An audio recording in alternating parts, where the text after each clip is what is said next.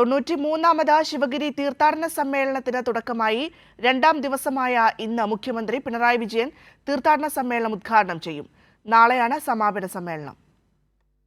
ശ്രീനാരായണ ഗുരുവിന്റെ അഷ്ടസന്ദേശങ്ങളിൽ അധിഷ്ഠിതമായി 14 സമ്മേളനങ്ങളാണ് ഇത്തവണ നടക്കുന്നത്. രാവിലെ 9:30 മുഖ്യമന്ത്രി പിണറായി വിജയൻ സമ്മേളനം ഉദ്ഘാടനം ചെയ്യും.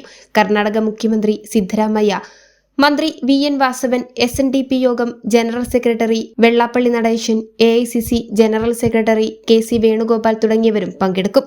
ഉച്ചയ്ക്ക് 12-ന് കൃഷി, കച്ചവടം, കൈത്തൊഴിൽ എന്ന വിഷയത്തിലെ സമ്മേളനം മന്ത്രി P രാജീവ് ഉദ്ഘാടനം ചെയ്യും. 2:30-ന് ഭാവി ലോകത്തിന്റെ പ്രത്യാശയും സങ്കീർണതയും എന്ന വിഷയത്തിലെ സമ്മേളനം മന്ത്രി GR അനിൽ ഉദ്ഘാടനം ചെയ്യും. വൈകിട്ട് 5-ന് നടക്കുന്ന മാധ്യമ സമ്മേളനം കേന്ദ്രമന്ത്രി ജോർജ് കുര്യൻ ഉദ്ഘാടനം ചെയ്യും. ഉദ്ഘാടനം ചെയ്യുക. രാത്രി 12-ന് മഹാസമാധിയിൽ പുതുവത്സര പൂജയും സമൂഹ പ്രാർത്ഥനയുമുണ്ട്.